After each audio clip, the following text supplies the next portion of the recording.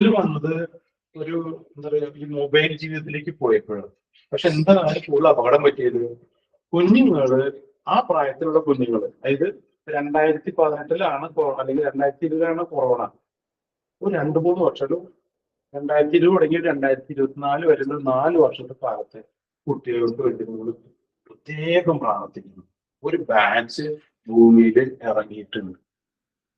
അതായത് ഈ കുട്ടികൾ, കാരണം പ്രാർത്ഥനയോടോ ബലിയോടോ കുർബാനയോടോ ഒന്നും താല്പര്യമില്ലാത്ത. ഇപ്പോൾ ദേവാലയത്തിലേക്ക് നിങ്ങൾ നാട്ടിൽ പോയി ശ്രദ്ധിച്ചറിയാം, പള്ളിയിൽ നിന്ന് പിള്ളേര് ആൾക്കാരൊന്നും ഇല്ല. ആ ഒരു ബാച്ച് മുന്നോട്ട് പോയോണ്ടിരിക്കുക. അവർക്ക് വേണ്ടി പ്രത്യേകം ഇപ്പൊ വീണ്ടും പ്രാർത്ഥന കാര്യങ്ങളൊക്കെ ആരംഭിച്ചു. എങ്കിൽ തന്നെ യൗവനത്തില് ഇപ്പൊ നോക്കി, ലോകത്തിൽ ഇപ്പൊ അപകടങ്ങളും പ്രശ്നങ്ങളൊക്കെ കൂടി കൂടി വരുന്ന ഈ ബാച്ചുകൾ കയറിക്കൊണ്ടിരിക്കുകയാണ്. അത് ദുഷ്ടൻ അത് ഭംഗിയായിട്ട് പ്രവർത്തിക്കുന്നുണ്ട്. അപ്പൊ കുട്ടികൾ കുറ്റുണ്ട്. പക്ഷെ ഈ പ്രായത്തിൽ അറിയാൻ തയ്യാറായി കഴിഞ്ഞാല് പിന്നെ ഇവരുടെ കാര്യം നമ്മളൊന്നും നോക്കണ്ട. ഞാൻ കുട്ടികളോട് പറയുന്ന കാര്യം എന്താ, നിങ്ങളെ നോക്കാൻ. ഇപ്പൊ എന്റെ അപ്പനെ എത്തിയപ്പോ മരിച്ചു പോയി. ഇനിയിപ്പൊ എന്റെ അമ്മേന്റെ പ്രായമായി, ഈ അമ്മയ്ക്ക് ഇപ്പൊ കാര്യമായിട്ടൊന്നും എനിക്ക് ചെയ്തു തരാൻ പറ്റില്ല. പക്ഷെ എന്നെ നയിക്കാൻ, എന്നെ നടത്താനായിട്ട് എന്റെ കർത്താവ് എന്റെ കൂടെ ഉണ്ടെങ്കിൽ ഒന്ന് ആലോചിച്ച് നോക്കി, ഞാൻ എങ്ങോട്ട് പോകും? ഇപ്പൊ നിങ്ങൾ എല്ലാവരും ഇരിക്കുന്നുണ്ട്. അത് ഞാൻ പറഞ്ഞു, ഞാൻ ഒരു വചന പ്രഘോഷണം എന്നുള്ള രീതിയിലല്ല, അതിന് അല്ല. കാരണം വചന പ്രഘോഷത്തിന്റെ സമയത്ത് കഴിഞ്ഞു. ഇപ്പൊ ജീവിതം മുന്നോട്ട് പോകുന്ന സമയം. ഞാന് കൊച്ചുനാളില്, അതായത് അത് കഴിഞ്ഞ് പ്രാർത്ഥനയുടെ മേഖലയോട് കടന്നു പോകുമ്പോൾ, അന്ന് പ്രാർത്ഥിച്ച, അല്ലെങ്കിൽ ആശ്രമത്തില് ഈ 98-95 കാലഘട്ടങ്ങളിലൊക്കെ പ്രാർത്ഥിച്ച കാര്യങ്ങള് ജീവിക്കുന്നത് കാണാൻ വേണ്ടിയിട്ട് എനിക്ക് ഏകദേശം 20 വർഷം സമയം പിടിച്ചു. അത് ജീവിക്കുന്നത്, അത് വചനം മാംസം ധരിച്ച് നമ്മുടെ മുമ്പിൽ കാണും. അപ്പൊ ഞാനിത്തിരി നേരത്തെ എന്നെ കർത്താവ് പിടിച്ചിട്ടില്ലായിരുന്നെങ്കിൽ, കൊണ്ടുപോയിട്ടില്ലായിരുന്നെങ്കിൽ ഞാൻ ഏത് പ്രായത്തിലെ കാണാം? ഞാനിവിടെ മരിക്കാൻ കിടക്കുന്ന സമയത്ത് കണ്ടിട്ട് കാര്യമില്ല. അതൊന്നും യൗവനത്തില് എന്റെ സൃഷ്ടാവൻ അറിഞ്ഞിരുന്നെങ്കിൽ അവൻ തളരില്ല. ഇപ്പോ കഴുകന്മാരെ പോലെ എപ്പോ ചിറകടിച്ചു വരും? അവര് വാർദ്ധക്യത്തിലും അവർ ചിറകടിച്ചു വരും. വാർദ്ധക്യത്തിൽ അവർ സ്വപ്നങ്ങൾ കാണും. വാർദ്ധക്യത്തില് അവര് വചനങ്ങൾക്ക് വ്യാഖ്യാനങ്ങൾ കൊടുക്കും. അത് നേരത്തെ തുടങ്ങിയാല്.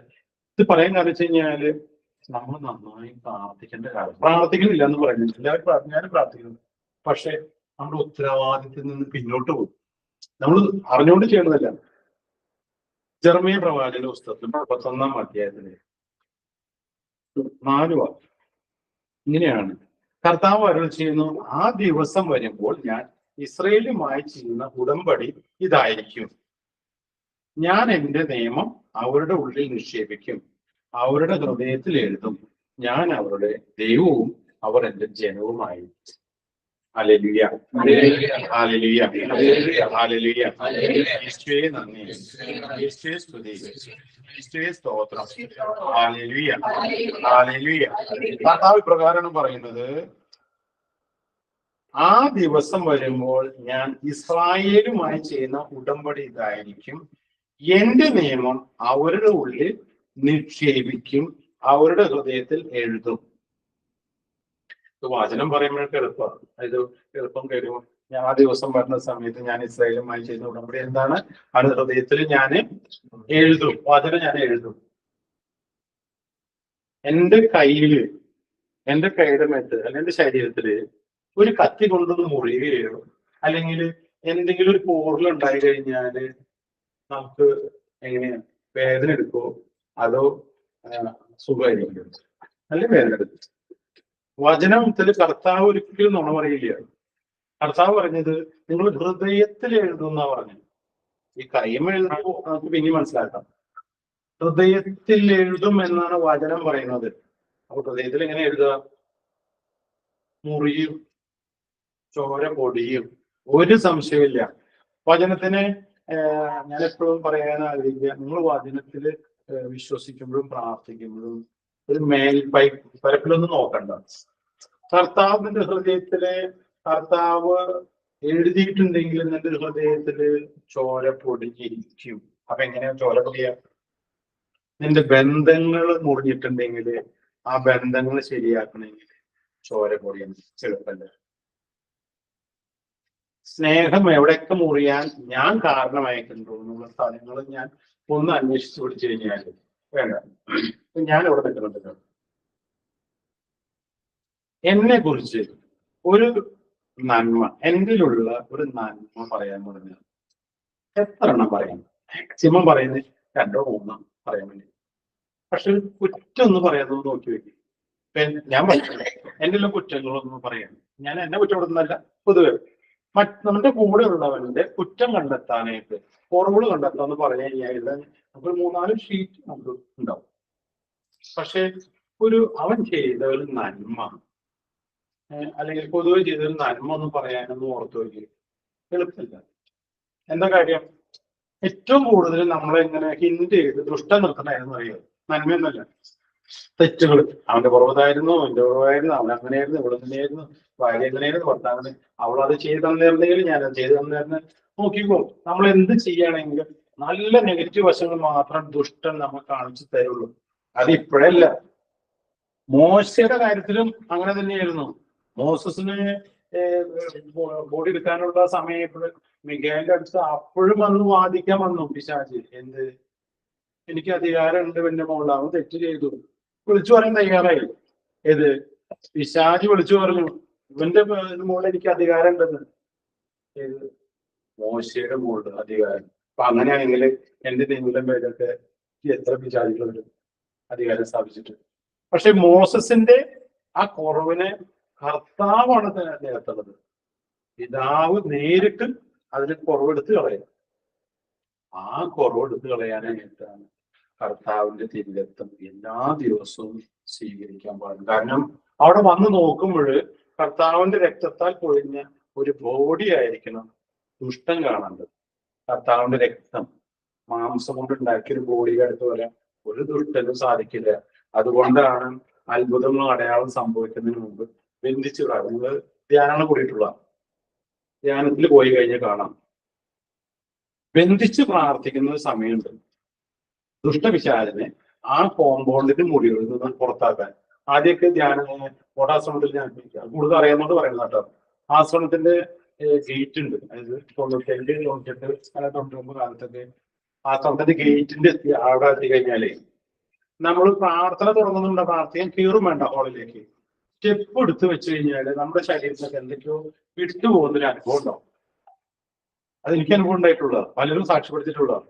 അതായത് ആ അന്തരീക്ഷം മുഴുവൻ സ്തുതിപ്പുകളും ബന്ധിച്ച്, അവസാനം ജെറിക്കോ പ്രാർത്ഥന ഇതിന് ചുറ്റും നടത്തി ബന്ധിച്ച് മണ്ണിനെ, വായുവിനെ, വെള്ളത്തിനെ എല്ലാം ബന്ധിച്ച് തകർത്തതിന്റെ ഉള്ളിലേക്കാണ് നമ്മളൊരു കോട്ട കെട്ടിയിട്ട് അതിന്റെ ഉള്ളിലേക്കാണ് ഈ പ്രാർത്ഥനയ്ക്ക് കയറ്റുന്നത്. ഗാകുലത്തിലൊക്കെ നല്ല ശുശ്രൂഷ, ജെറുസലേമിൽ ശുശ്രൂഷ നല്ലതാ. പക്ഷെ അത് ചെയ്യുന്ന വ്യക്തി ഉണ്ടല്ലോ, അവന് നല്ല മുറിവ് നന്നായിട്ട് മുറിയണം. അയാള് നന്നായിട്ട് മുറിയണം. കാരണം വചനം പറഞ്ഞ ഇങ്ങനെയാണ്, ഇരുതല വാളാണ്. ഇരുതല വാൾ എന്ന് പറഞ്ഞു കഴിഞ്ഞാല് വാളിന്റെ 2 സൈഡിലുള്ള വടിവാളല്ല. പിടിക്കുന്ന ആളും കേട്ടിട്ടുണ്ടാവും, 2 തലയും വാള്. അപ്പൊ ഞാൻ പിടിക്കുമ്പോൾ എന്റെ കൈ മുറിയും.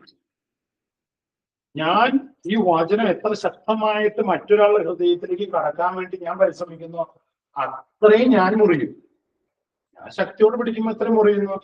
അത് മുറിയാൻ തയ്യാറാണെങ്കിൽ മാത്രം ഇതിന്റെ പിന്നാലെ വന്നാൽ മതി എന്ന് പറഞ്ഞു. ഞാനല്ല, കർത്താവ് പറഞ്ഞത്. കാരണം എന്താ, ഒന്ന് പറഞ്ഞിട്ടുണ്ട്, ഞാൻ ചെയ്തേക്കാളും വലിയ അത്ഭുതങ്ങള് നിങ്ങൾ ചെയ്യും. അത് പൗലോസ്ലീഹയുടെ എന്നോട് സംഭവിച്ചു. ഞാൻ ചെയ്തേക്കാളും വലുത് നിങ്ങൾ ചെയ്യും.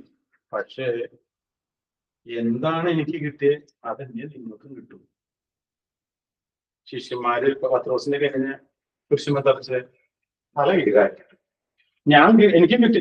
ഗുരുവിനെ കിട്ടിയേക്കാളും വലുതൊന്നും ശിഷ്യന്മാർക്ക് കിട്ടാൻ പോണില്ല. പക്ഷേ കർത്താവ് പറയുന്നുണ്ട്, എന്റെ ഭവനത്തിൽ അനേക വാസസ്ഥലമുണ്ട്. ഇത് പറയാൻ കാരണം കഴിഞ്ഞ ദിവസം എൻ്റെ കൂടെ വർക്ക് ചെയ്യുന്നവര് ഇസ്രായേൽ പലസ്തീനെ കുറിച്ചൊക്കെ സംസാരിക്കാം. അവർ സംസാരിക്കുന്ന ഇടയ്ക്കിടയ്ക്ക് ഇച്ചിരി ഇതുണ്ട്. അപ്പൊ ആളെ ഇങ്ങനെ പറയാണ്, അതെ പലസ്തീൻകാര് ശരിയല്ല, ഇസ്രായേൽക്കാര് ശരിയല്ല, അവർ എത്ര ആൾക്കാർ വെടിച്ചു തുടങ്ങി, ഇങ്ങനെയൊക്കെ സംസാരങ്ങൾ നടക്കാം. ഒരാൾ മുണ്ടുകഴിഞ്ഞപ്പോ അപ്പൊ ഞാൻ ഇങ്ങനെ ചോദിച്ചു, നിങ്ങൾ എത്രയാണ് ഇതിനെ കുറിച്ച് സംസാരിക്കുന്നത്? എത്രയോ കാര്യങ്ങളുണ്ട്. അല്ല, നമ്മൾ അതിനെ കുറിച്ച് സംസാരിക്കും. അല്ല, അവരല്ലേ ചെയ്തത്? ഇവിടെ ആര്? ഇസ്രായേൽക്കാര് വന്നപ്പോഴല്ലേ ഈ പ്രശ്നങ്ങളൊക്കെ ആരംഭിച്ചത്. അപ്പോ ആൾ എന്നോട് ഇങ്ങനെ പറഞ്ഞു, അങ്ങനെയാണ് ഇതൊക്കെ ഞാൻ പറഞ്ഞു, നിങ്ങളൊരു കാര്യം ചെയ്യും, ഇപ്പൊ എന്താ നിങ്ങളുടെ പ്രശ്നം പറയാ, നമ്മൾ അതിനെ പ്രതികരിക്കണ്ടേ? എന്താ, പാകിസ്ഥാനിൽ പ്രതികരിച്ചു കഴിഞ്ഞപ്പോൾ അവിടെയുള്ള ആൾക്കാരെ വിളിച്ചകത്തിട്ടു. മറ്റു രാജ്യങ്ങൾ പ്രതികരിച്ചു, അവിടെ വിളിച്ചകത്തിട്ടു. നമ്മൾ ഈ പ്രതികരിച്ച സ്ഥലങ്ങളൊക്കെ ഏത് വിശ്വാസികൾ ഭരിക്കുന്നതാണ്? അത് ഞങ്ങളല്ല. നിങ്ങളൊന്ന് ആലോചിച്ച് നോക്ക്, ഈ മുസ്ലിം വിശ്വാസത്തിലുള്ള ആൾക്കാർ ഭരിക്കുന്ന സ്ഥലത്ത് നിങ്ങൾക്ക് ഓടിപ്പിടിച്ച് അവിടെ പറ്റണില്ല. അപ്പൊ നിങ്ങൾ ഒന്ന് ആലോചിച്ചാൽ എന്തോ എവിടെയോ ആർക്കും തെറ്റ് പറ്റിയിട്ടുണ്ട്. അല്ലെങ്കിൽ പിന്നെ നിങ്ങൾക്ക് ധൈര്യമായിട്ട് ചെയ്യാലോ. അത് സംസാരിച്ചു കഴിഞ്ഞപ്പോൾ കുറച്ച് കാര്യങ്ങളെ കുറിച്ച് സംസാരിച്ചു, പുള്ളി നിർത്തി. ഞാൻ പറഞ്ഞു, നിങ്ങളൊരു കാര്യം ചെയ്യും, നിങ്ങൾ ഈ രാജ്യത്തേക്ക് വന്നു, ഇവിടെ പണിയെടുക്കുന്നുണ്ട്. ഈ രാജ്യത്ത് വന്ന് ഇവിടെ പണിയെടുക്കാൻ നിങ്ങൾ അനുവദിച്ചു. ഈ രാജ്യവും മുസ്ലിം വിശ്വാസമുള്ള, നമുക്ക് വേണ്ട എല്ലാ കാര്യങ്ങളും ചെയ്തു തരുന്നുണ്ട്, എല്ലാം നടക്കുന്നുണ്ട്. നമുക്കൊരു സംരക്ഷണം എനിക്കും നിനക്കും നിങ്ങളുടെ സ്വത്തിനും ജീവനും എല്ലാം നൽകിയുള്ള ഈ രാജ്യത്ത് നമ്മള് ആ രാജ്യത്തിന്റെ നിയമങ്ങൾ പാലിക്കാൻ നമുക്ക് കടമയില്ല. എന്റെ നിങ്ങളുടെ സ്വത്തിനും എല്ലാത്തിനും എല്ലാ കാര്യങ്ങൾക്കും എല്ലാ തരത്തിലും സംരക്ഷണം നൽകി ജീവിക്കാൻ ഈ രാജ്യം തരുന്നു. അത് പറഞ്ഞു കഴിഞ്ഞപ്പോൾ അങ്ങനത്തെ കാര്യങ്ങളൊക്കെ സംസാരം നടക്കും. ഇതിപ്പോ ഞാൻ പറയുന്നത് എന്താണെന്ന് അറിയോ? വചനം പറയുന്നത് എങ്ങനെയാണ്? കർത്താവ് എനിക്കും നിങ്ങൾക്കും സംരക്ഷണം തരണമെന്നാണ് കർത്താവിന് ആഗ്രഹം. പക്ഷെ ഒരു കാര്യം ഇത്രേ ഉള്ളൂ, കർത്താവ് പറയുന്നത് എനിക്കും നിങ്ങൾക്കും കർത്താവിന് സംരക്ഷണം നൽകണമെങ്കിൽ, കോട്ട കെട്ടി നൽകണമെങ്കിൽ കർത്താവിന് എങ്ങനെയുള്ളവരെ അടുത്ത് വരാം? കർത്താവിനെ അറിയുന്നവർക്ക് മാത്രമല്ലേ കർത്താവിന് സംരക്ഷണം കൊടുക്കാൻ പറ്റുള്ളൂ. ഈ ആലയ്ക്ക് പുറയുള്ള എത്ര പേരുണ്ട്? അതിനകത്ത് നമ്മൾ പറയുന്നത് 99 ഉപേക്ഷിച്ചിട്ട് ഓരോന്നിന് പിന്നാലെ പോയി. ഒക്കെ ശരിയാ. പക്ഷെ കർത്താവിന് എന്നെ സംരക്ഷിക്കണം, എന്റെ കുടുംബത്തെ സംരക്ഷിക്കണം, എന്റെ തൊഴിൽ സംരക്ഷിക്കണം, എന്റെ ജീവിത സാഹചര്യം, മക്കളെ എല്ലാം സംരക്ഷിക്കണം. പക്ഷെ എന്നെ ഇപ്പൊ എന്റെ മക്കളെ ഞാൻ നോക്കണം അല്ലേ? നമ്മുടെ മാതാപിതാക്കളാണ്. അവര് ഞാൻ പറയുന്നത് കേൾക്കാണ്ട് അവരുടെ ഇഷ്ടത്തിന് പോയി വല്ല അപകടം വരുത്തി വെച്ചിട്ട് ഞാൻ എന്ത് ചെയ്യാ? അപ്പനമ്മയ്ക്ക് ഒന്നും ചെയ്യാൻ സാധിക്കില്ല. കർത്താവ് ഇത്രേ പറയുന്നുള്ളൂ, കൂടുതലൊന്നും കർത്താവിന് പറയാനില്ല. എനിക്ക് നിങ്ങളെ വേണം, സംരക്ഷിക്കണം. നിങ്ങൾക്ക് വേണ്ടതല്ല. വചനം പറയുന്നു, എന്റെ നാമത്തിൽ നിങ്ങൾ എന്തും ചോദിച്ചോ ഞാൻ നിങ്ങൾക്ക് തരാം. പക്ഷേ എന്റെ സംരക്ഷണത്തിലായിരിക്കണം. ഞാനെങ്ങനെ സംരക്ഷിക്കുക? പിന്നാലെ ഞാൻ വരാം, പക്ഷെ നിങ്ങൾ എന്റെ ആല വിട്ട് പുറത്തു പോകരുത്. എന്റെ ആലയത്തിന് ജോബിനെ സംരക്ഷിക്കും. വചനം പറയുന്നത് ജോബിനെ അഗ്നിയുടെ കോട്ട കെട്ടി സംരക്ഷിച്ചിരിക്കുന്നു എന്നാണ് വചനം പറയുന്നത്. വചനത്തിൽ ആരെ സാക്ഷ്യപ്പെടുത്തുന്നതെന്നറിയോ? അഗ്നി കെട്ടിയിട്ടാണ് ജോബിനെ സംരക്ഷിക്കുന്നത്. സാക്ഷ്യപ്പെടുത്തുന്ന ആരാന്നറിയോ? കർത്താവല്ല, പിശാച സാക്ഷ്യപ്പെടുത്തിയ എന്ത്? അവന്റെ സമ്പത്തിനും മക്കൾക്കും എനിക്ക് ഭവനത്തെ ചുറ്റും അഗ്നി കൊണ്ട് കോട്ട കെട്ടി സംരക്ഷിക്കുന്നു. ആര്? കർത്താവ്. അപ്പൊ ഈ അഗ്നി കൊണ്ട് എങ്ങനെ കോട്ട കെട്ടി സംരക്ഷിക്കുന്നേ? അഗ്നിയിലെല്ലാം ദഹിച്ചു പോകും. ഈ സംരക്ഷണം എനിക്കും നിങ്ങൾക്ക്, ഭവനത്തിന്, സമ്പത്തിന്, എല്ലാത്തിനും ആര് തരണം? കർത്താവ് തരണം. കർത്താവ് അഗ്നി കൊണ്ട് കോട്ട കെട്ടി എന്നെ സംരക്ഷിക്കാൻ. അപ്പൊ ഞാൻ കർത്താവിനോട് എല്ലാ ദിവസവും പ്രാർത്ഥിക്കണം. കർത്താവ് നോക്കണ്ടല്ലെന്ന് പറഞ്ഞ പോരാ. എനിക്ക് എന്താ ആവശ്യം, ഇപ്പൊ എന്റെ മക്കൾക്ക് എന്താ ആവശ്യമെന്ന് എനിക്കറിയാം, അതവര് പറയണ്ട. പക്ഷെ അവരിപ്പോ ഒരു കാര്യം പറഞ്ഞിട്ട് ഞാൻ ചെയ്തു കൊടുക്കുന്നതാണോ, ഞാൻ അവർക്ക് വെറുതെ ചെയ്തു കൊടുക്കുന്നത്? കൂടുതൽ സന്തോഷം അവർക്ക് എന്താണ്ടാവുക? എനിക്ക് സന്തോഷം അവര് വന്ന് എന്നോട് പറയുന്നത്. കർത്താവ് തന്നെ ആഗ്രഹിക്കുന്നത്. അവര് വന്ന് പറയുന്നതിൽ ഒരു തെറ്റുമില്ല. മധ്യസ്ഥം പ്രാർത്ഥിക്കുന്ന ഉദ്ദേശിച്ച് പറയുന്നതിൽ തെറ്റൊന്നുമില്ല. പക്ഷെ വചനപ്രകാരം പറയുന്നത്, കർത്താവ് ഇങ്ങനെ പറയുന്നത്, ഇസ്രായേലുമായി ഉടമ്പടി ഇതായിരിക്കും, ഞാൻ എന്റെ നിയമം അവരുടെ ഉള്ളിൽ നിക്ഷേപിക്കും, അവരുടെ ഹൃദയത്തെ ഞാൻ എഴുതും, ഞാൻ അവരുടെ ദൈവവും അവർ എന്റെ ജനവുമായിരിക്കും. അങ്ങനെ ആവണം. അല്ലാതെ എനിക്ക് കിട്ടുന്നില്ല, എന്നെ സംരക്ഷിക്കപ്പെടുന്നില്ല, ഭക്ഷണമില്ല, കുറ്റൊന്നും പറയാൻ പറ്റില്ല കർത്താവ്. കാരണം കുറവെല്ലാം എന്റേത് മാത്രമാണ്. ഇരുതല വാളിനെ പോലെ മുറിവേൽക്കാനായിട്ട് ഞാൻ തയ്യാറായ മാത്രമാണ്. അതായത് എന്റെ ഹൃദയത്തിലെ കുറവുകൾ ഇത് തന്നെ മാറ്റി ഒരു നിമിഷം എഴുന്നേറ്റെടുക്കാം. എന്റെ കുറവുകൾ എളുപ്പമല്ല പറയാ. പലപ്പോഴും ഇങ്ങനെ ചിന്തിക്കും, ബ്രദറെ ഇതൊക്കെ പറയാൻ എളുപ്പ, ചെയ്യാൻ എളുപ്പം അല്ല. ഭർത്താവ് അത് തന്നെ പറയുന്നത്, നിങ്ങൾക്കിത് സാധ്യമല്ല. എന്നാല് എന്റെ ആത്മാവ്, ഞാൻ അയച്ചു തരുന്ന സഹായകൻ നിങ്ങളുടെ കൂടെ വന്നു കഴിയുമ്പോൾ ഇത് സാധിക്കും. Hallelujah, hallelujah. ആര് കൂടെ വന്നു കഴിയുമ്പോൾ സഹായകൻ. അപ്പൊ ഞാനായിരിക്കുന്ന സ്ഥലത്ത് ആരൊക്കെ വരണം? പിതാവ്, പുത്രൻ, പരിശുദ്ധാത്മാവ്. പരിശുദ്ധാത്മാവ് അഗ്നിയുടെ കോട്ട കെട്ടും. ഞാൻ എന്തെങ്കിലും നിങ്ങളോട് പറയുന്നുണ്ടെങ്കിൽ ഞാൻ പ്രവർത്തിക്കാനായിട്ട് പരിശ്രമിക്കുന്ന കാര്യങ്ങളാണ് പറയുന്നത്. അതുകൊണ്ടാണ് ഞാൻ പറഞ്ഞത് ഒരു വചന പ്രഘോഷണമല്ല. അതായത് ഞാൻ പരിശ്രമിക്കുന്ന കാര്യവും ഞാൻ മറ്റുള്ളവരോട് പറയുവാൻ പരിശ്രമിക്കുന്ന കാര്യമാണ് പറയുന്നത്. ഞാൻ ഇപ്രകാരം പറയാ, കർത്താവിന്റെ കോട്ട ഓരോ ദിവസവും നിങ്ങളുടെ മക്കൾക്ക് ചുറ്റും, ഭവനത്തിന് ചുറ്റും, നാട്ടില് ഭവനം ഉണ്ടെങ്കിൽ ആ ഭവനത്തിന് ചുറ്റും, സാമ്പത്തിക മേഖല അതിനു ചുറ്റും എല്ലാ ദിവസവും നിങ്ങൾ തിരക്ത കൊണ്ടും അഗ്നി കൊണ്ടും കോട്ട കെട്ടി പ്രാർത്ഥിക്കണം. എനിക്ക് വേണ്ടി ഞാനല്ലാതെ ആരും ചെയ്ത് വിചാരിക്കും വേണ്ട. അപ്പോ വിചാരിക്കും മാതാവിനറിയില്ല, എനിക്ക് വേണ്ടി ഇപ്പൊ ഞാൻ ഭക്ഷണം കഴിക്കണം, ഞാൻ അടുത്ത് തന്നെ കഴിക്കണം അല്ലെ, അല്ലെങ്കിൽ ഞാൻ തന്നെ പാകം ചെയ്യണം. അതിന് കുറച്ച് ബുദ്ധിമുട്ടുണ്ട്. യാക്കോബ് ചെലവ് കൂടാത്ത, അതായത് സ്വന്തം കയ്യിൽ നിന്നും ചെലവില്ലാത്ത ഒരു ബലിയും യാക്കോബ് ചെയ്തിട്ടില്ല എന്ന് വചനം പറയുന്നുണ്ട്. അങ്ങനെയെങ്കിൽ എനിക്ക് ബുദ്ധിമുട്ടുണ്ട്. രാത്രി ചിലപ്പോൾ ഉണർന്നെന്ന് പ്രാർത്ഥിക്കേണ്ടി വരും, ഒരു പക്ഷെ പകലായിരിക്കും ഉണർന്നെന്ന് പ്രാർത്ഥിക്കുന്നത്.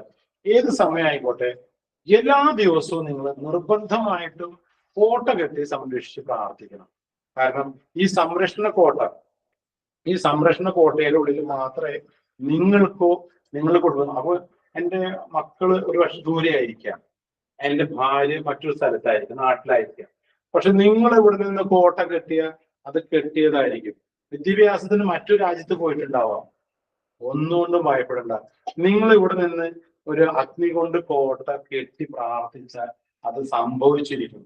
വെറുതെ പറയുന്നതല്ല, അനുഭവം കൊണ്ടാണ്. അത് നടന്നിരിക്കും.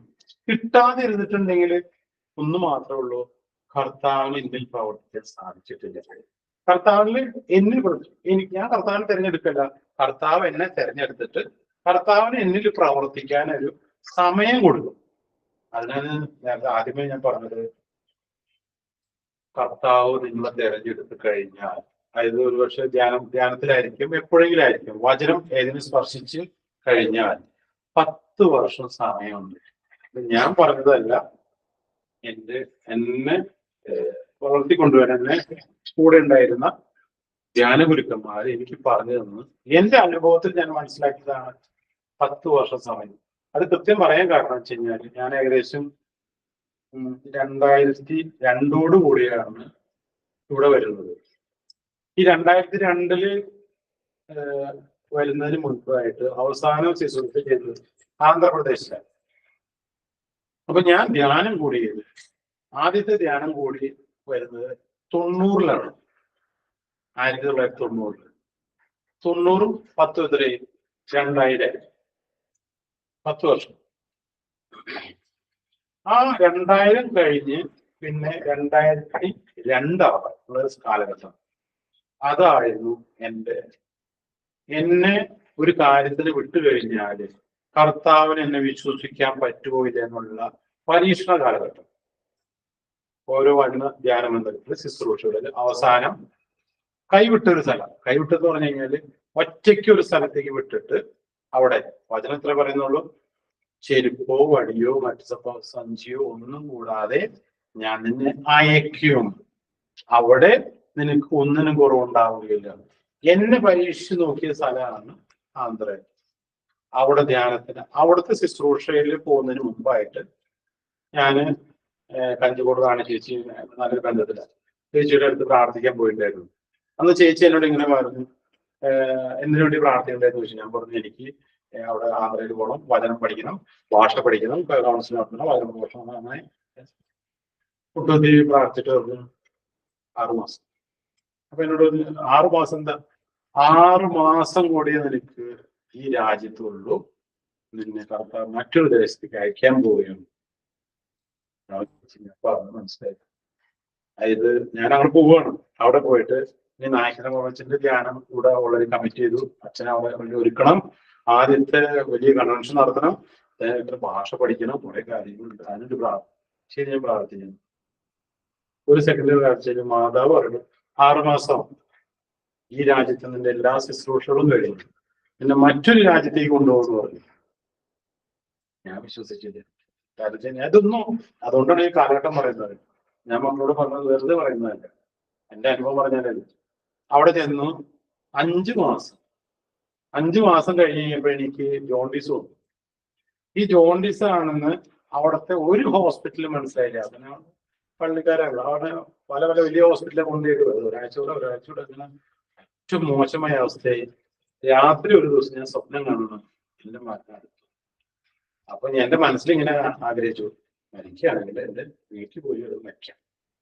അതിനുവേണ്ടി ഞാൻ നാട്ടിൽ എന്താ അവിടുന്ന് ഏകദേശം ആന്ധ്രയിൽ നിന്ന് ഏകദേശം 7 ബസ് കയറിയിട്ടാണ് ഞാൻ എന്റെ നാട്ടിൽ കൊച്ചിയിലെത്തുന്നത്. കൊച്ചിയിലെത്തി ഞാൻ ഹോസ്പിറ്റലിൽ അഡ്മിറ്റ് ചെയ്തു. അവിടെ മരുന്നൊന്നും ആക്ഷനില്ല. ആ ഹോസ്പിറ്റലിൽ എത്തി അവരും പറഞ്ഞു ഒരു കാര്യമൊന്നുമില്ല. അങ്ങനെ അങ്കമാലി ഒറ്റമൂലി മരുന്നിന് വേണ്ടി ചെന്നു. അവിടെ എത്തി മരുന്ന് തന്നു, തിരിച്ചു വന്നു. മരുന്ന് ഒറ്റ ഡോസ് കൊണ്ട് മരുന്ന് അസുഖം മാറി വീട്ടിലെത്തി. അന്ന് രാത്രിയാണ് ഞാൻ വീണ്ടും ഈ ശബ്ദം കേൾക്കുന്നത്. 6 മാസം. അപ്പോഴാണ് എനിക്ക് ബോധം വന്നത് എന്റെ ശുശ്രൂഷ 6 മാസം. പിന്നെ അവിടെ നിന്ന് 1 മാസം കഴിഞ്ഞില്ല, പിന്നെ ഞാൻ ഇവിടെ. അതായത് അതാണ് എന്നെ കർത്താവ് എന്നെ കൊണ്ടു നടക്കാൻ വേണ്ടി തെരഞ്ഞെടുത്ത് എന്നെ പരീക്ഷിക്കാൻ ഒരു കാലഘട്ടം. അതിനുശേഷം നീ വിശ്വസ്തനാണോ, അതിനുശേഷം മറ്റൊരു രാജ്യത്തേക്ക് പറിച്ചു നടന്നൊക്കെ പറഞ്ഞതെല്ലാം ആ രാത്രിയാണ്. ഞാന് വളരെയധികം വേദനയോടുകൂടി ആ രാത്രി ആയിരുന്നു. കാരണം ഞാൻ എന്റെ കർത്താവിനെ ഞാൻ തിരിച്ചറിയാൻ പറ്റിയില്ല. കർത്താവ് എന്നാ പറഞ്ഞു, പക്ഷെ എനിക്ക് എന്റെ കർത്താവിനെ ശബ്ദം തിരിച്ചറിയാൻ പറ്റിയില്ല. അതിൻ്റെ ദുഃഖം. പക്ഷെ ഇതെല്ലാം ഒരു സിനിമ കാണുന്ന പോലെ വർഷങ്ങളെല്ലാം ഇതൊക്കെ പറയാൻ കാരണം ഈ വർഷങ്ങള് മക്കളെ തെരഞ്ഞെടുത്തിട്ട് വെറുതെ ഇവിടെ വന്നിരിക്കുന്നതല്ല. ഞാൻ എപ്പോഴും പറയും, എനിക്ക് അറിയാവുന്ന കുഞ്ഞുങ്ങളോട് പറയും, എത്രയും നേരത്തെ നിങ്ങൾ അറിഞ്ഞു കഴിഞ്ഞാൽ ഈ ഒരു കാലഘട്ടം കഴിഞ്ഞ് നിങ്ങൾ ഒക്കെ നിങ്ങളുടെ കൂടെ പരിശുദ്ധാത്മാവ് കൂടെ ഉണ്ടാവും. അതുവരെ പരീക്ഷ നോക്കിക്കൊണ്ട് ഇങ്ങനെ ഇരിക്കും. അവസാനം ടെസ്റ്റ് ചെയ്ത് പാസ്സായി കഴിഞ്ഞ് വിടും. പിന്നെ തിരിഞ്ഞു നോക്കേണ്ടി വരില്ല. നിങ്ങൾക്ക് ആവശ്യമുള്ളത് ചോദിക്കാം. വിദ്യാഭ്യാസം, പണം, സമ്പത്ത്. കാരണം എന്താ, ഈ സമ്പത്ത് എത്തേണ്ട കാര്യങ്ങളിൽ നിങ്ങൾ കൊടുക്കുമെന്ന് നിങ്ങളുടെ മുകളിൽ കർത്താവിന് ഒരു ഉറപ്പ് കിട്ടി കഴിഞ്ഞാൽ നിങ്ങൾക്ക് സമ്പത്ത് വരും, ഇല്ലെങ്കിൽ സമ്പത്ത് തരില്ല. കാരണം എന്താ, നിനക്കും നിന്റെ മക്കൾക്കും വേണ്ടി മാത്രം തിന്നാൻ വേണ്ടിയിട്ടുള്ളതല്ല, അത് പങ്കുവെച്ചു കൊടുക്കുന്ന കർത്താവിന് നിന്റെ മേൽ ഒരു ഉറപ്പ് കിട്ടി കഴിഞ്ഞാൽ നിന്റെ മേൽ ഇട്ടു തരും. നീ വെറുതെ നിന്നാ മതി. കാരണം എന്താ, കർത്താവിനറിയാം അത് ആവശ്യക്കാരന് അവൻ പങ്കുവെച്ചു കൊടുക്കും. കാരണം വചനത്തിൽ എന്താ പറയുന്നത്, പോഷണായതിനെ കുറിച്ച് അവന് സമ്പത്ത് ഇങ്ങനെ വരുന്ന കണ്ടപ്പോൾ അവൻ എന്ത് ചെയ്തു, അവനെ പറഞ്ഞു ഈ രാത്രി എന്നെ പോയി അറപ്പരൊക്കെ പൊളിച്ച് ഞാൻ വലുതാക്കി പണിത് മാക്സിമം അത് നിറയ്ക്കുന്നു. പോഷ ഈ രാത്രി നിന്റെ ആത്മാവിനെ തിരിച്ചെടുത്താൽ എന്ത് ഫലം. അത് ആദ്യം എന്നെ പഠിപ്പിക്കും. ആ പഠിപ്പിക്കാനുള്ളൊരു സാധ്യത പിന്നെ കർത്താവിനായിരിക്കും.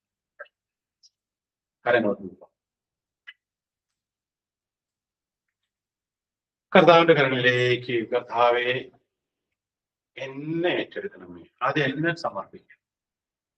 ഓരോരുത്തരും സ്വന്തമായി കർത്താവെ എന്നെ അവിടുന്ന് കാണണം, കണ്ടു എന്നും എന്നെ തിരിച്ചറിഞ്ഞു എന്നും ഇന്ന് ഈ രാത്രി ഉറങ്ങുന്നതിന് മുൻപ് എനിക്കൊരു അടയാളം തരണം. കർത്താവെ നീ എന്നെ കാണുന്നു, നീ എന്നെ തിരിച്ചറിയുന്നു, എനിക്കൊരു അടയാളം വേണം. വെറുതെ ഒന്നും ആരും പ്രാർത്ഥിക്കണ്ട. കർത്താവിന് എന്നെ അറിഞ്ഞു എന്ന് ഒരു അടയാളം എനിക്ക് കിട്ടണം. അത് സ്വപ്നത്തിലായിക്കൊള്ളട്ടെ, പ്രവൃത്തിയിലായിക്കൊള്ളട്ടെ, അഭിഷേകം എന്തും ആയിക്കൊള്ളട്ടെ, കർത്താവ് നീ എന്നെ അറിയുന്നു. കാരണം എന്താ? എനിക്ക് നിന്റെ പിന്നാലെ വരണം, നീ എന്നെ നടത്തണം, എനിക്ക് ഈ ലോകത്ത് അവിടുത്തെ നാമത്തിന് അത്ഭുതങ്ങളും അടയാളങ്ങളും പ്രവർത്തിച്ച് ലോകത്തിന്റെ മുമ്പിൽ കർത്താവിന്റെ സാക്ഷിയാക്കി അവിടുത്തെ സാക്ഷിയായി എനിക്ക് ജീവിക്കണം. Hallelujah, hallelujah. അതിനുവേണ്ടി ഈ രാത്രി ഞാൻ ഉറങ്ങുന്നതിന് മുമ്പ് കർത്താവിനെ തൊടണം, എനിക്ക് അനുഭവിക്കണം. മാതാപിതാക്കളും മക്കളെ ഓർക്കണം, മനസ്സിൽ കൊണ്ടുവരിക. മക്കള് മാതാപിതാക്കളെ കൊണ്ടുവരണം. കാരണം എന്താ?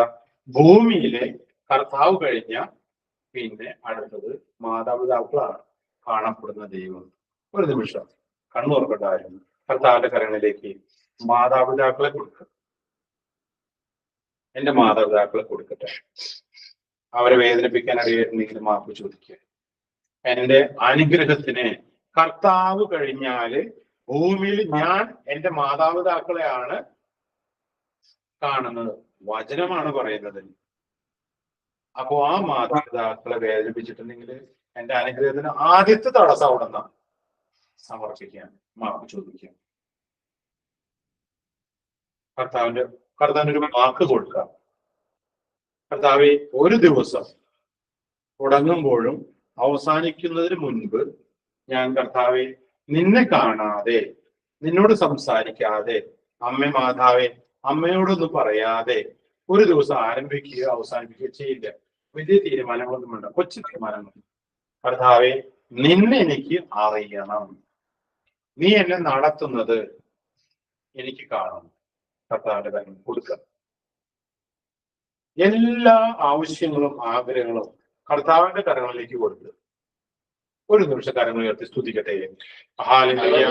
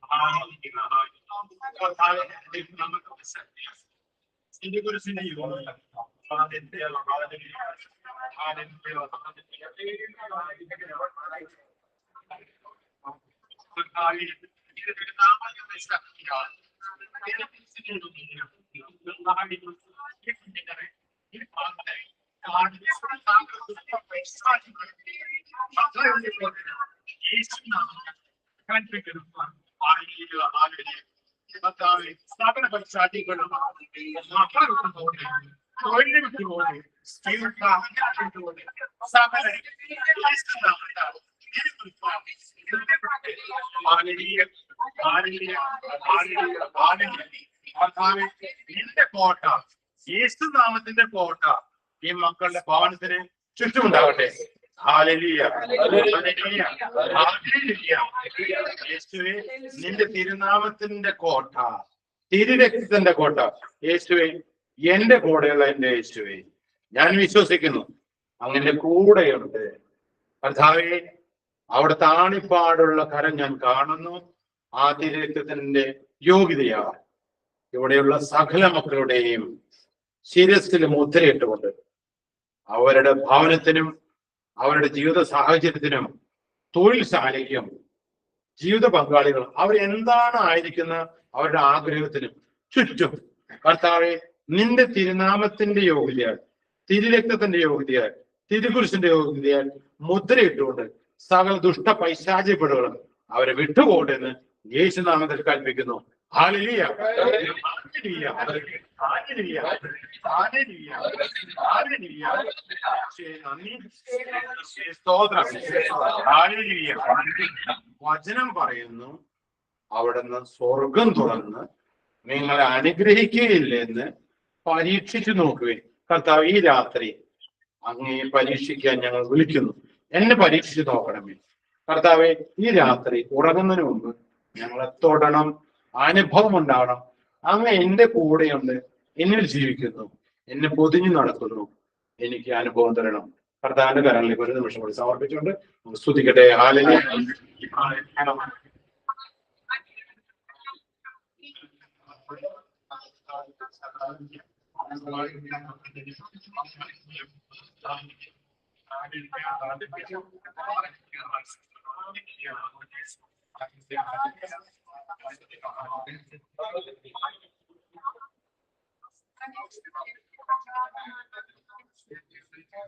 കർത്താവ് പറയുന്നു, ഞാൻ അവരുടെ ദൈവവും അവർ എന്റെ ജനവുമായിരിക്കും.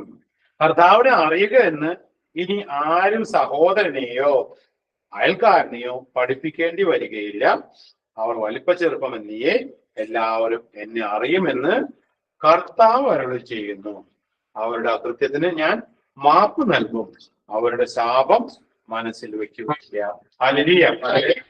കർത്താവിന്റെ തന്നെ നമുക്ക് മുട്ടുകുത്താം. സകലം കർത്താവിന് കൊടുക്കാം. എല്ലാം മുഴങ്ങാലും കർത്താവിന്റെ മുട്ടുമാണ്.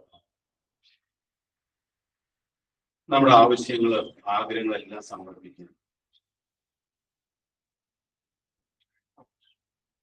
അവിടുത്തെ ആരാധിക്കുക മാത്രമാണ് കർത്താവ് ആഗ്രഹിക്കുന്നത്. ഈ ഭൂമിയിൽ നിന്ന് പോയി കഴിഞ്ഞാല് കർത്താവിനെ 24 hours എന്നും ആരാധിക്കുക, ആരാധന മാത്രമേ അവിടത്തേക്കുള്ളൂ. ഹല്ലേലൂയ, സ്തോത്രം. വേറെ ഒന്നുമില്ല. അതും ഇപ്രകാരമാണ് പെരുവെള്ള പാച്ചിൽ പോലെ. കർത്താവിന്റെ ശബ്ദം ഞാൻ കേട്ടതാണ്. ശബ്ദം വളരെ ഗാംഭീര്യമുള്ളതാണ്. ഒരു കൊച്ചു ശബ്ദം, ഞാൻ പലപ്പോഴും ആലോചിക്കും, ഒരു കൊച്ചു ശബ്ദം, ഇത്രയും ശബ്ദം ഉണ്ടെങ്കിൽ അവിടെ സ്തുതിക്കുകൾക്കും എല്ലാം എത്രയോ ഗാംഭീര്യമുണ്ടാവും. എല്ലാം സമർപ്പിക്കുക. നമ്മൾ പ്രാർത്ഥന ആവശ്യപ്പെട്ടുള്ള ആൾക്കാരെല്ലാം നമുക്ക് സമർപ്പിക്കാം.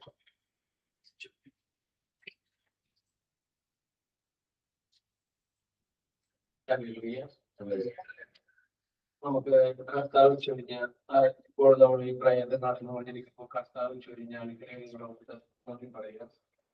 അവിടുന്ന് മെസ്സേജ് തന്ന അനുഗ്രഹിച്ച നിമിഷങ്ങളോർത്ത് നന്ദി പറയാം. അപ്പൊ വീൽ ചെയറിൽ അപ്പന്റെ അപ്പൻ വീൽ ചെയറിലായിരുന്ന ഒരു വ്യക്തിയുടെ ജീവിതത്തിൽ തടസ്സങ്ങൾ നിൽക്കുന്നത് അപ്പാപ്പൻ വീൽ ചെയറിലായിരുന്നപ്പോഴും അപ്പനും അതങ്ങനെ വീട്ടുകാരും മര്യാദയ്ക്ക് നോക്കാത്തത് മൂലം അപ്പനുണ്ടായ വിഷമം മൂലം അവിടെ വലിയൊരു തടസ്സം അപ്പനും മകൻ അവിടെ ഉണ്ടായിട്ടുണ്ട്. സമയങ്ങളെ നമുക്ക് സമർപ്പിക്കാം. പിന്നെ ഇവിടെ 3 ആൾക്കാര് ഇന്ന് സ്തുതിച്ച് പ്രാർത്ഥിക്കുമ്പോൾ യേശുവിനെ കണ്ടിട്ടുണ്ട്. അതിലെ ഒരാളോട് പറയുന്നത്, ഒരാളെ പ്രത്യേകത രീതിയിൽ കണ്ടിട്ടുണ്ട്. യേശുവിന് ഉള്ളില് ചോന്ന ഗൗരവട്ടിട്ട് പുറമെ ഒരു നീല കളറിലുള്ള ഇട്ടിട്ട് ഒരു മാല ഇട്ടിട്ട് യേശുവിനെ കണ്ട വ്യക്തിയോട് പറയുന്നു, കർത്തൃ ശുശ്രൂഷയ്ക്ക് എത്രയും പെട്ടെന്ന് ശുശ്രൂഷയ്ക്ക് ഒരുക്കിക്കൊള്ളാനായിട്ട്.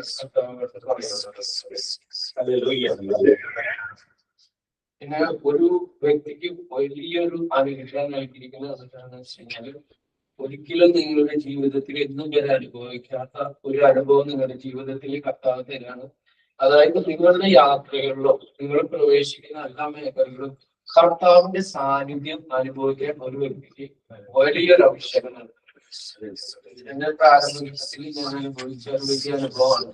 അത് ഒരു വ്യക്തിക്ക് നൽകാൻ അനുഗ്രഹിക്കാം.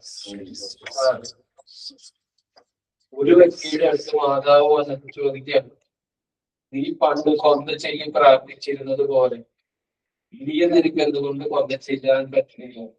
ഈ കൊന്തയിലൂടെ ഇനിയും അനേക അത്ഭുതങ്ങൾ ചെയ്യാനുണ്ട്. കൊന്ത ചെയ്തി പ്രാർത്ഥിച്ചാൽ അത് നിർത്തിയിട്ടുള്ളവരോട് പ്രത്യേക രീതിയിൽ പറയുന്നു, ഇനിയും വളരെയധികം അത്ഭുതങ്ങൾ ചെയ്യാനുണ്ട്. ആ കൊന്ത കാണിച്ചു തന്നിട്ട് ആ കൊന്തയിൽ ഓരോ കൊന്തയും ഓരോ ലൈറ്റ് ആയിട്ട് കാണിക്കുന്നു. ഇങ്ങനെ മിന്നി മിന്നി നിൽക്കുന്ന കാണിച്ചുകൊണ്ടിരുന്നത്. ഇത് ഒരു വ്യക്തിക്ക് വചനം പറയാനുള്ള വലിയ അനുഗ്രഹം കൊടുത്തിട്ടുണ്ട്. അത് വെറും വചനം പറയുന്നല്ല, വചനം പറഞ്ഞ് ശ്രേഷ്ഠന്മാർ, അതായത് വൈദികരും കന്യാസ്ത്രീകളുടെയൊക്കെ പോയിട്ട് വചനം പറയാനുള്ള ആഗ്രഹിച്ചിട്ടുള്ള ഒരു വ്യക്തിക്ക് വചനം പറയാനുള്ള അഭിഷേകം കർത്താവ് നൽകി അനുഗ്രഹിച്ചിട്ടുണ്ട്. പിന്നെ ഒരു വ്യക്തിയോട് കർത്താവ് ഭയങ്കര ശക്തമായിട്ട് പറയുന്നത്, കർത്താവ് തന്ന അനുഗ്രഹങ്ങൾ മറ്റുള്ളവരുടെ നന്മയ്ക്ക് വേണ്ടി ഉപയോഗിക്കേണ്ടതാണ്.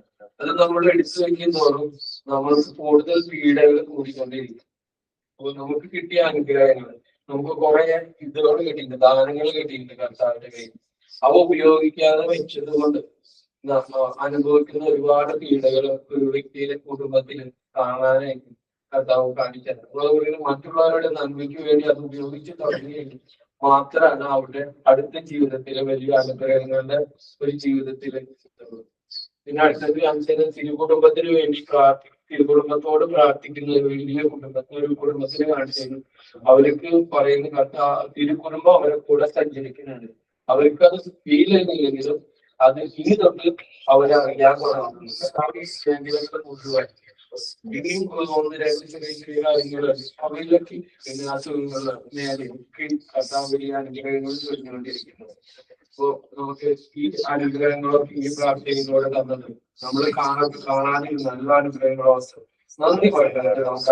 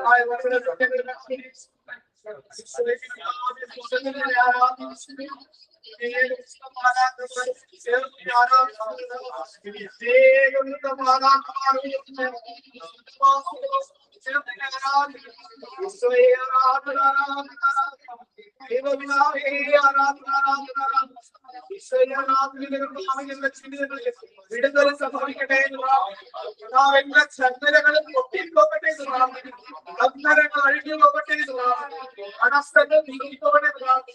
എന്നെ അറിയുന്ന ഈശോയെ, എന്നെ കാണുവാൻ തക്കവണ്ണം ഈ ആരാധനയിൽ കർത്താവിൽ മുഴക്കപ്പെടട്ടെ എന്ന് തുറവിണ്ടാകട്ടെ എന്ന്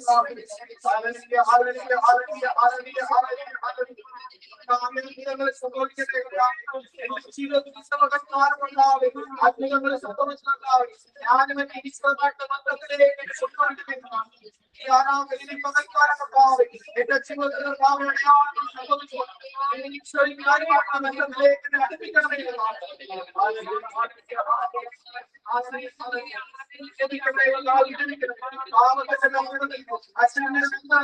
അസ്വസ്ഥത ബന്ധത്തിൽ, രോഗത്തിന്റെ ബന്ധത്തിൽ, കടച്ചയുടെ ബന്ധത്തിൽ, കടവാക്കുകളുടെ ബന്ധത്തിൽ, സാമ്പത്തിക ബന്ധത്തിൽ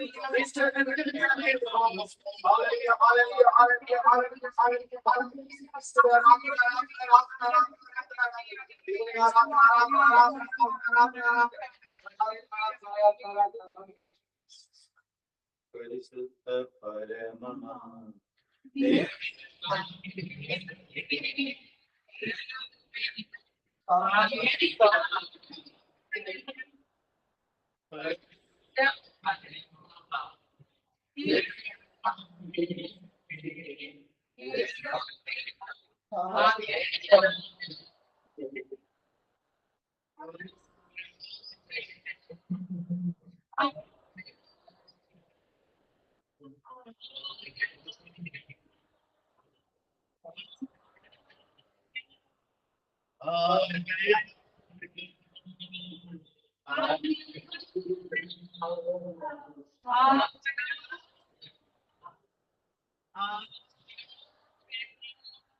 പിതാവായ ദൈവത്തിന്റെ സ്നേഹവും പുത്രനായ യേശുക്രിസ്തുവിന്റെ തിരുക്കുരിശിന്റെ സംരക്ഷണവും പരിശുദ്ധാത്മാവായ ദൈവത്തിന്റെ സഹവാസ സമാധാന സന്തോഷവും നാം എല്ലാവരുടെ കൂടെയും നമ്മുടെ ഭാര്യകളും ചെയ്തവന്മാരും മക്കളും നമ്മളായിരിക്കുന്ന സ്ഥലങ്ങളും തൊഴിൽ മേഖല ജോലിശാലും കൂടെയുള്ളവരുടെ വാഹന യാത്രകളും നാട്ടിലയക്കുന്ന ഭാഗങ്ങളും എല്ലാവരുടെയും എല്ലായ്പ്പോഴും ഇപ്പോഴും എപ്പോഴും എന്നേക്കും ഉണ്ടാകുമാറാട്ടെ. നമുക്ക് എഴുതി നിൽക്കാം. പിതാവ് ദൈവം നമ്മെ പഠിപ്പിച്ച പ്രാർത്ഥന നമുക്ക് ഒരുമിച്ച് പ്രാർത്ഥിക്കാം. പ്രമുഖനായ പിതാവ്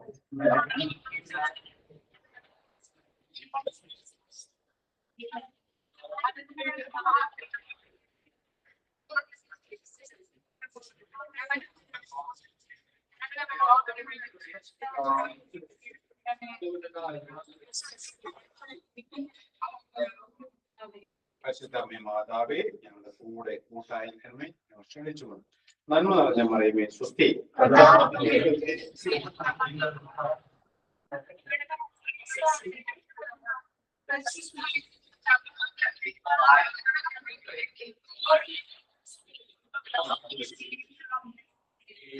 സംരക്ഷണം നമുക്ക് ഏറ്റെടുക്കാം. കടന്നു പോകുന്ന വഴികളെല്ലാം നമുക്ക് ഓർക്കാം. എപ്പോഴും തിരക്കുന്നതിന്റെ കോട്ട പറ്റി സംരക്ഷിക്കുന്നു. ഞങ്ങൾ തമ്പുരാനെ വിശുദ്ധ അടയാളത്താൽ